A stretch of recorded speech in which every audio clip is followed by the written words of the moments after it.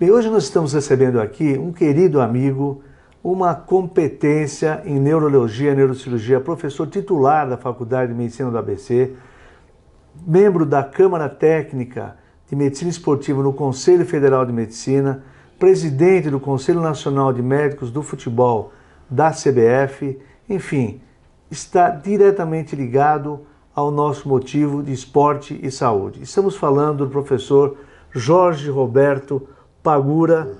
Eu te agradeço por estar conosco aqui, pessoa ocupada, e teve um momentinho para estar conosco aqui, poder distribuir um pouco dos seus conhecimentos para os nossos espectadores. Bom, primeiro é um maior prazer estar com você, que além de meu amigo, é um super professor, é uma pessoa que tem nos ajudado muito a traçar o caminho de evolução fora das quatro linhas do futebol e da medicina esportiva. E nós temos uma parceria muito grande que realmente nós estamos colhendo frutos em benefício daqueles, da integridade física daqueles que praticam futebol. E como você tem uma responsabilidade muito grande nisso, para mim não teria jeito de não arrumar um tempo de estar aqui com você. Hoje nós não vamos falar com o professor, não vamos falar com a autoridade de neurocirurgia, nós vamos falar com o Pagura ligado ao esporte. E nada mais importante do que falar sobre um tema que nesse momento tem sido manchete em todos os jornais do mundo, e você já tem falado há muito tempo conosco, ensinado para a gente sobre o tema concussão. Então, Pagura, vamos esclarecer o que é concussão. Ainda existe gente, eu escuto às vezes na rádio, hoje mesmo escutei, pessoas não acreditando que existe concussão, que concussão tem a ver com convulsão. Então, vamos esclarecer de uma vez por todas o que é essa tal de concussão.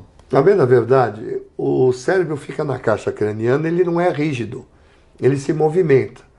Esse movimento de antero-posterior para frente e para trás, ou de um lado para o outro, faz com que, dependendo da força que ocorre nesse movimento, a gente tenha uma série de alterações de função cerebral. A gente costuma chamar de inimigo oculto. Por que o pessoal não entende muito?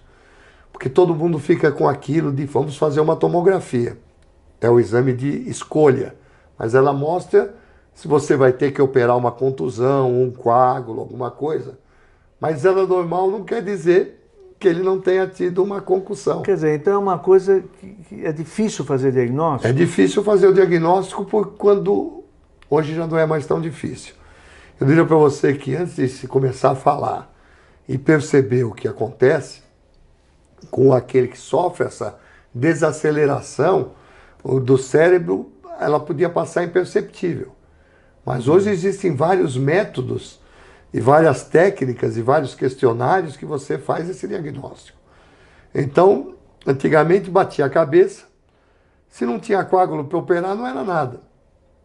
Se não tinha uma convulsão, não era nada. E podia aí passar desapercebido. Passa aí porque é um inimigo oculto também.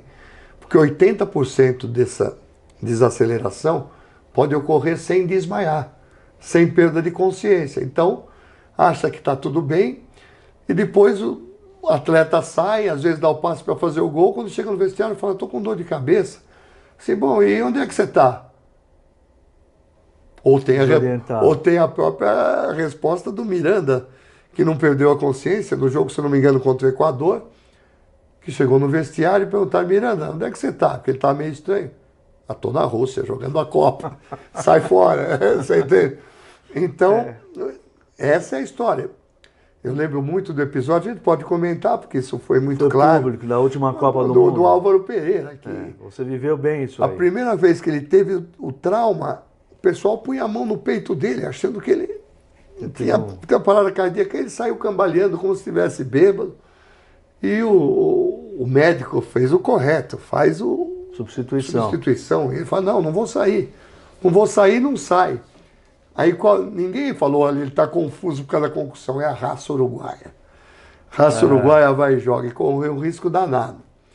E depois de uns 2 meses, mais ou menos, ainda não totalmente restabelecido, ele faz um outro num jogo do Campeonato Brasileiro, se não me engano, contra o Criciúma. Voltou de novo, deu o passe para o gol, quando chegou no vestiário não tinha ideia de onde estava. Aí a gente conseguiu pegar e segurar. O que pode acontecer? Porque até aí, Pagura, o médico às vezes pode ser o vilão dessa história, porque esse foi um caso quando ele deu o passe para o gol. Imagina se o médico tira, ou se o médico em seguida tira. Quer dizer, como é que o indivíduo pode, nessa briga com o médico, como é que o médico pode realmente se assegurar de que ele tem condições ou não de jogar? É o grande problema do futebol. Hoje, na Liga Americana, no futebol americano, já tem o médico do jogo que tira. Por quê? Qual é o perigo disso? Bateu a cabeça, com perda ou sem perda de consciência. E aí desencadeia tipo de uma cascata inflamatória. Nesse período, o cérebro está vulnerável. Se eu tiver uma situação chamada síndrome do segundo impacto, o que é isso? Bateu a cabeça forte de novo, aí eu posso ter uma propagação realmente desse processo inflamatório, edema, alterações vasomotoras e aí sim tem uma complicação grave para o atleta. Um assunto recente que você esteve aí esclarecendo para todos nós foi o caso do goleiro do Liverpool, numa final de um campeonato importantíssimo, o mundo inteiro assistindo.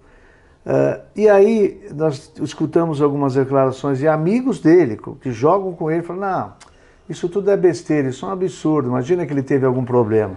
Como é que você enxerga isso aí? Veja, primeiro eu sou obrigado a crer que ele teve um problema, porque ele foi examinado na Universidade de Massachusetts, que tem uma expertise para fazer esse diagnóstico.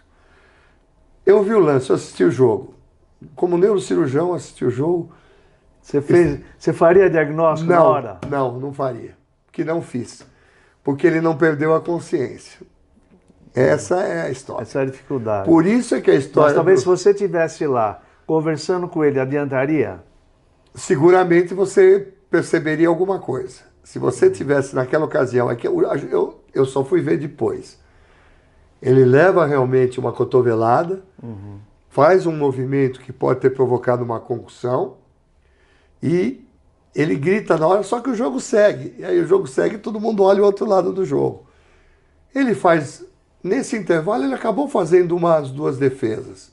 Como o Álvaro Pereira deu passe para o gol, ou o Marinho do Vitória, que fez o gol. O jogador da Alemanha também fez também o gol, não lembrava nem que tinha feito o gol. Então ele poderia realmente, não dá para afirmar que isso tenha ocorrido. Mas se a gente tivesse alguém, que é uma situação que agora vai ocorrer na Copa do Mundo do VAR, algum médico olhando, chamaria a atenção do médico que a pancada foi forte.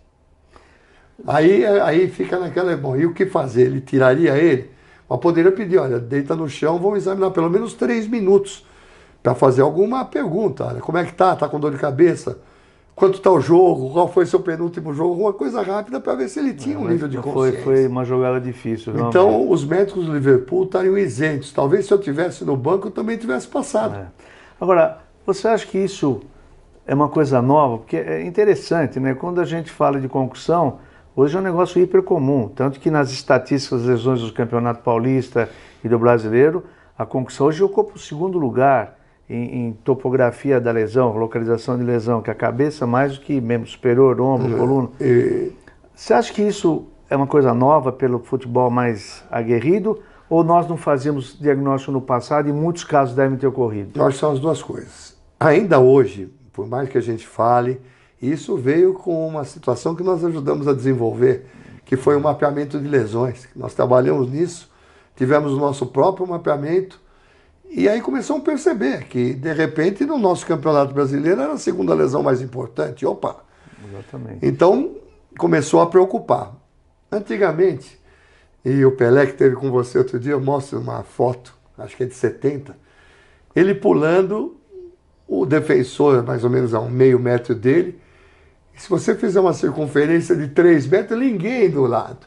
Hoje... Se você pular hoje, pá, não há mais Pelé. Existem bons atletas, bons craques, mas muito mais atletas do que craques. Então o jogo fica mais rápido, mais veloz, e tem outra característica do jogo, que aumentou o índice de bola aérea, por quê? Que houve um redimensionamento dos gramados. Hoje a linha lateral está muito próxima da grande área. Essas são as medidas novas da FIFA. Então o arremesso lateral, que antes era feito, hoje já perto da área, já é um mini escanteio. Hoje um Djalma Santos meteria uma bola na frente do gol. Segura mesmo. Então é um escanteio. O que proporciona isso? Mais batida na cabeça. Eles estão mais fortes, eles estão mais ágeis, eles estão menos técnicos e mais atletas. Então, isso vai aumentar. Mas ainda hoje, Moisés, ela é subnotificada. Eu canso de ver jogos que a concussão não deixa dúvida, tipo perda de consciência. Como é que você reconhece? Assim, por leigo. Imagina que eu sou leigo, estou assistindo televisão na minha casa e o atleta teve uma cotovelada, ele caiu. Qual é a dica assim, para a gente olhar e já ficar preocupado? Primeira coisa, perda de consciência. Está no chão estirado com perda de consciência, sinal nítido de concussão. Uma crise convulsiva significa que houve uma alteração funcional, pelo menos do cérebro. Ele perde a consciência antes de cair. Ele perde antes de cair. Então, tem alguma coisa, ele cai diferente, então. Ele não tem o controle da queda. É que eu digo, vocês vendo na hora, é muito difícil. Ele, na hora que ele bate a cabeça... Eu já tive casos que perdeu a consciência depois. Eu lembro muito bem de um caso que chegou um menino no pronto atendimento e que tinha tido uma batida, caí no chão e eu perdi a consciência. Falei, mas você joga como? Jogo no gol. Falei, não dá, para jogar no gol não dá, você bateu na trave. Não, eu bati no chão. Para bater no chão você tem que realmente cair. Ou não é muito do ramo. Não é muito do ramo. Aí chegou a irmã e contou, na realidade ele tomou uma bolada e caiu e não lembrava. Então esse mecanismo é difícil de você saber se ele... Normalmente chacoalhou, você perdeu a consciência, você perde na hora.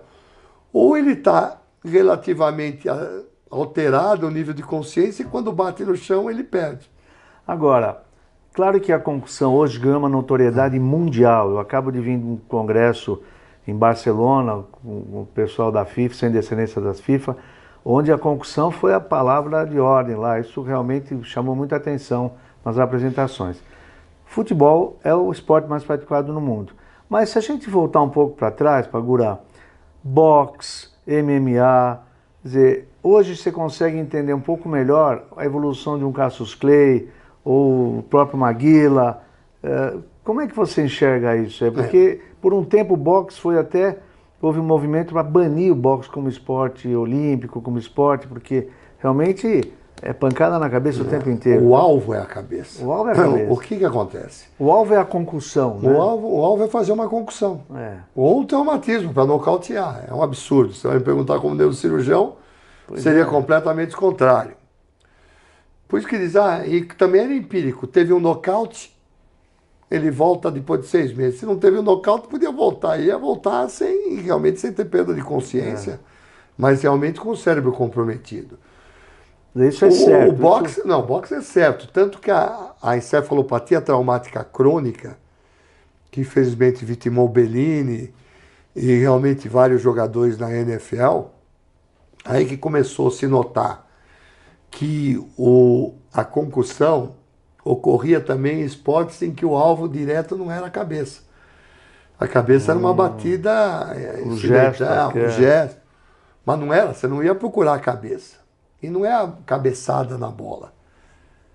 A não ser no caso, infelizmente, do Bellini, que é a bola de capotão. Outra ergonomia da bola, apesar de parecer um tijolo. Então esse é o problema. Então se conhecia a chamada encefalopatia do boxer, que é chamada cientificamente tal encefalopathy. Por quê? Porque é a proteína tal que impregnava. Por que se demorava para fechar o diagnóstico? Porque a evolução era muito semelhante a outras doenças degenerativas, tipo Alzheimer. Porque você não tem marcadores específicos, ainda não tem marcadores específicos. Então, só com o exame do cérebro após a morte, é que você fazia o diferencial. E aí que surgiu na NFL, quando um dos grandes atletas do Pittsburgh Steelers, que era um ícone, Hall da Fama, começa a ter problemas demenciais, se suicida, o outro se suicida, distúrbio de comportamento. Que loucura. E na hora que analisaram, fizeram a necrópsia pela morte violenta, mas nunca lutou boxe, foi demenciado, jogou futebol americano, e o cérebro é igual ao do outro. Então, algo começou a fazer esse link, E hoje a NFL tem o seu médico do campo. O que nós queremos para o futebol? No caso do Liverpool, pode ter sido consequência de uma perda de um título, que para nós não é o primordial. Sim. Senão a segurança e integridade física do atleta. Mas isso pode ter ocorrido. Então nós queremos que o atleta seja seguro. Agora, eu não tenho substituição temporária. Veja só, quem pode tirar o jogador de campo? O árbitro por problema disciplinar e o técnico. O médico não pode tirar. Pode aconselhar.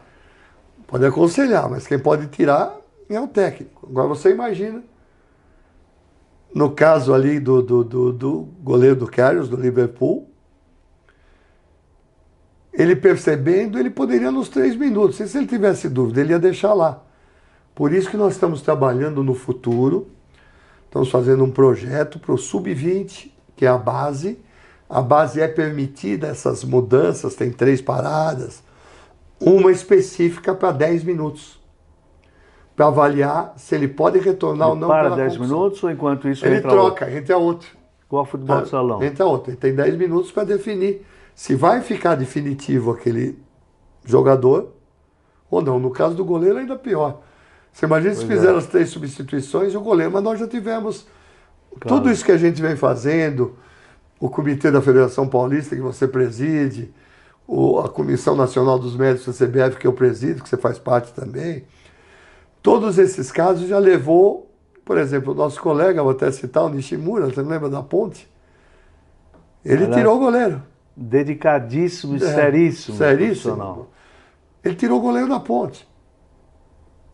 E quase foi execrado. Quase foi execrado. E o médico, então, do Santo André, que na final com o Audax, acho que foi o Santo André ou São Bernardo, acho que foi o Santo André.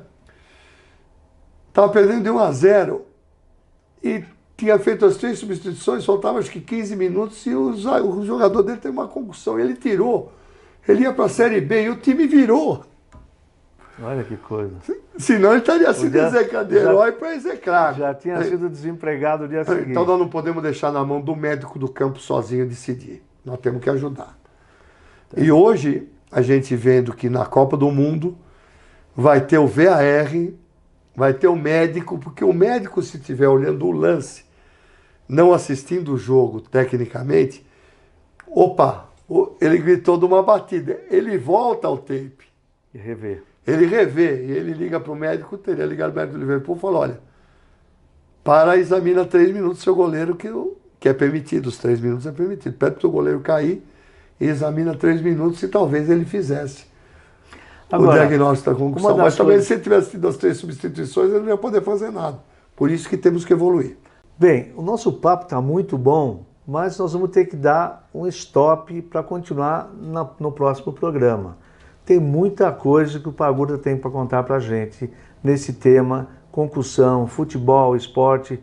Não percam, semana que vem estaremos juntos, hein?